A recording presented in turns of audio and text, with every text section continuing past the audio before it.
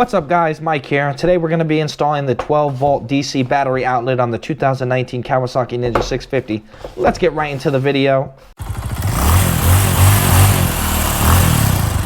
Alright, so let's do a quick unboxing and just see what we have in here. Now I purchased this directly from Kawasaki themselves.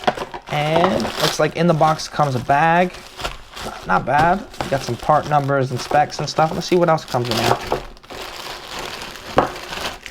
Alright, so pretty basic setup. Looks like we have the instructions or printout of the instructions, and we have the part itself.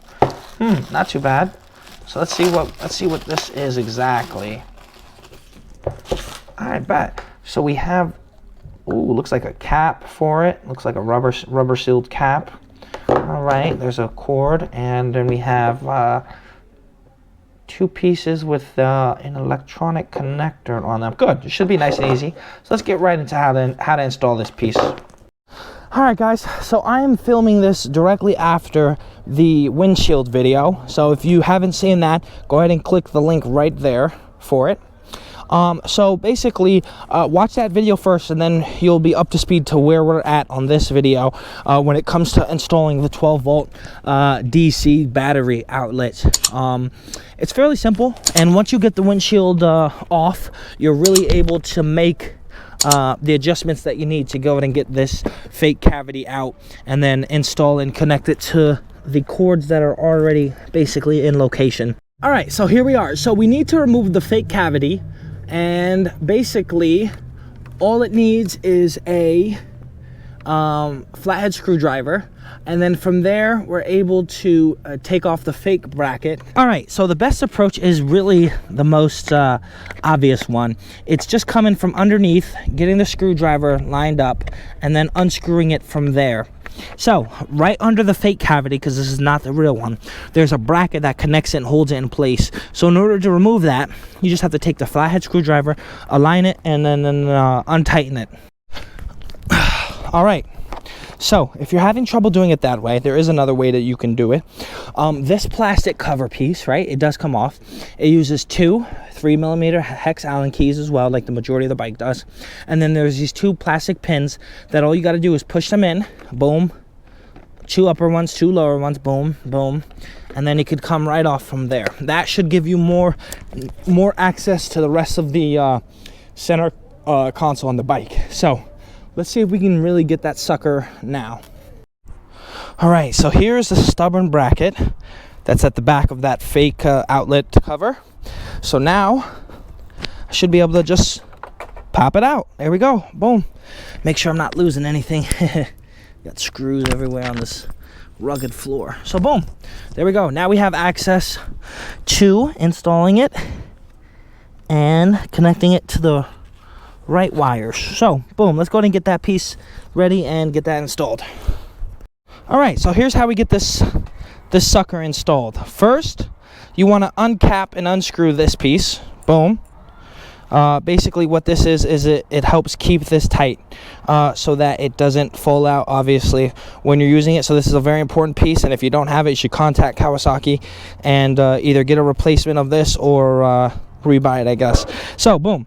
So what you do is you stick the cords in there, make sure that they're both in there, obviously, right? You sit this piece in there correctly, make sure it's oriented correctly. You can use the top of the cap as reference. Obviously, boom, the words are straight, and there we go, it's sitting in there correctly. And then you feed this in on the right side, and you screw it and you tighten it so that this thing doesn't be loose like how it is. So I'm gonna go ahead and screw this on to the bottom of this right here, and then we'll go from there. All right, so as you can see, that bad boy is in there pretty tight. It's not going anywhere. I screwed it in right. So these two cords that came with the piece, right, these two, they have to connect to these two.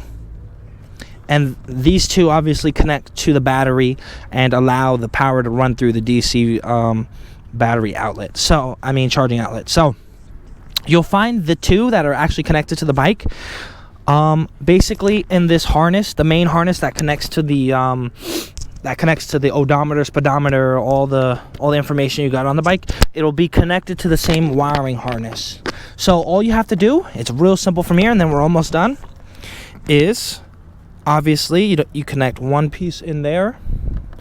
Make sure it's nice and a solid connection. Boom. And then you connect the other piece. You connect the other piece in there. Boom. There we go. And then I would say tuck it in there. Tuck it back underneath. I have this actually sitting. I have this piece actually pulled out so I can access things a little bit better and sitting underneath there. So I'm just gonna quickly, I don't want to pinch my fingers when I do this, but quickly feed it back underneath. All right, I'm gonna test once I'm finished reinstalling everything. I'm gonna test it to make sure it works. I'm gonna be putting at the end of the video any notes or anything that are very important to know.